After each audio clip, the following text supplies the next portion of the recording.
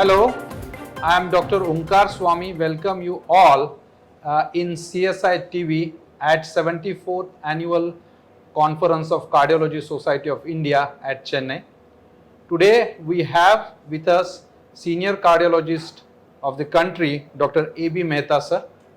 Sir has been a ex-president of CSI and currently working as a director of cardiology at Jaslok Hospital, Mumbai, and mentoring cardiology at Reliance Hospital, Mumbai. Sir has pioneered interventional cardiology in India, and I'm very glad to have sir in this today's discussion at CSI TV. Sir, I would like to ask you a question. As a India, we are facing huge epidemic of non-communicable diseases and particularly cardiometabolic diseases. So at this point of time, what measures we as a country should take in the prevention of cardiological disease or in prevention of a heart disease or cardiometabolic disease? Where is the emphasis? There is no emphasis at all. This emphasis is a collective effort by the cardiology specialty, the community of cardiologists with the government. Do you know, Ankar, today's college going boy or a girl spends 2 hours in front of a fluorescent screen, be it mobile, be it computer, or be it could be anything, cell phone, whatever you say. And where are the playgrounds in Bombay? I find everywhere there is a concrete jungle. It's converted into a concrete jungle. There are no playgrounds. A child or a school-going boy should be spending time on the football ground rather than sitting on the couch eating potato crunchies and watching a movie. This is the unfortunate part, or watching and constantly be on a WhatsApp and whatnot. This is unfortunate.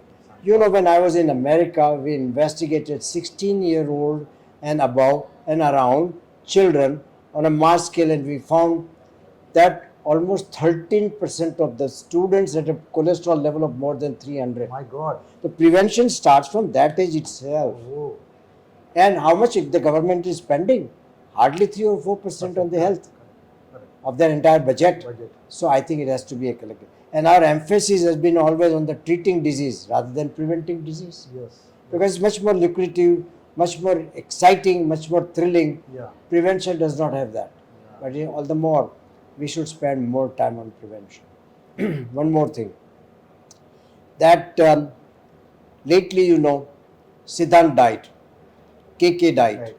A lot of other celebrities have died prematurely at a young age of 40 or 45 while they are they are at the treadmill, somebody is on singing and whatever it may be. And I think this is, coming as a rude shock. People who are at zenith of your career, they lose life. Yeah. And that I think is disaster because most of the time they are the breadwinner for the family. Correct. So I feel that the people who are in intermediate intermediate risk, they should receive far more attention than we are giving. High risk people are automatically noted. Correct. Low risk people do not require much attention. Correct. It's an intermediate risk. So I think check for diabetes, checking stress test, latent coronary disease, they don't even know about that, and control of the risk factors. We've been talking years after that, we are singing the same song, but where is the applicability? Correct. Where is the applicability? I think that is the thing, and that the prevention starts right from school going age. Ankar. That's my thought process. Right, sir. And as a country, as a society, I think we need to change our habits and we need to develop things that people should spend more time in doing exercise, maybe doing playing footballs, whatever you said, and spend more time in the playgrounds rather than watching the TVs and the screens and all these things. So I don't know. These things are not even, rural area is also not free from this. yes. And I think the mobile phone has percolated there because slowly and slowly everything is going to be digital. Correct, sir. Correct. And if you do not know mobile phone or you do not know medias, then I think you are ignorant. Yeah. You are uneducated. Correct. So things are going to come. But there has to be an emotional connect. Yeah. We have lost emotional connect. Yeah. We have lost how to smile even. Correct. Correct. We do not know how to smile. And we are running, not knowing running Where? behind what. Correct. No idea about what we are running for and why we are running for. Right. And this, I think, the education, I also feel that the lessons in philosophy and lessons in religion must also be taught at the school level. Yes.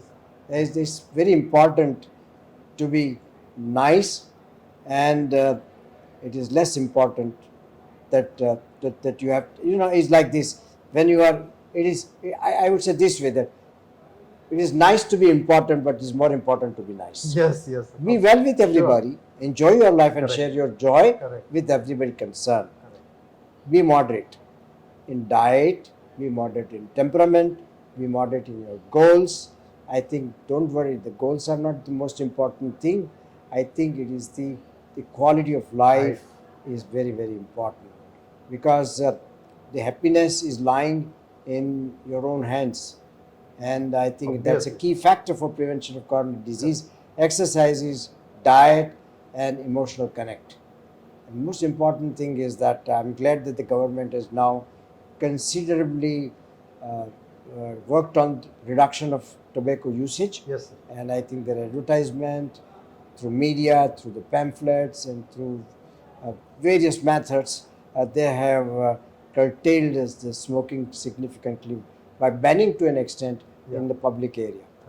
So at this point, sir, I would like to ask you very important question. How the heart disease is different in women than the men, and how you find the management of, is there any difference in the management of heart disease between male and the female, sir? Omkar, the heart disease in women is neglected by both women themselves and we the cardiologist also, for two reasons. Women never thought that the chest pain that they got could ever be cardiac. Myth, it's total myth. And two, cardiologists also felt that way, that heart disease is far less common in women, and therefore they also tend to undermine and neglect. Both are wrong. I think we now have realized that women do have heart attacks, they do have heart disease.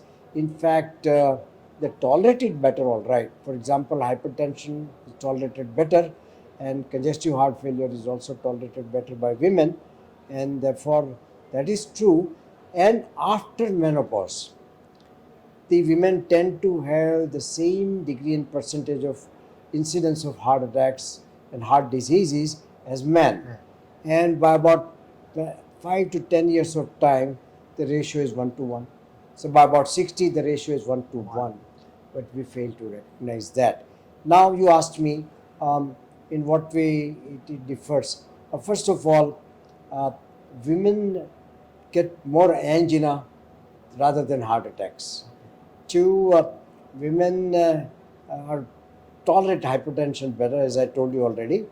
But the point is that we should, after the age of 60, insist on the same degree of prevention, recognition, detection, and promoting the health checkup as we do in men.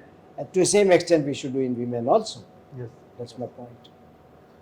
So friends, these were the pearls of wisdom from the senior cardiologist of the country, Dr. B Mehta. So I understand diet, exercise, and emotional connect. These are the three important aspects for management of cardiovascular disease, and one needs to be a modest in everything. So that is also very important pearls of wisdom that sir has shared today. Thank you very much for joining us. Thank you.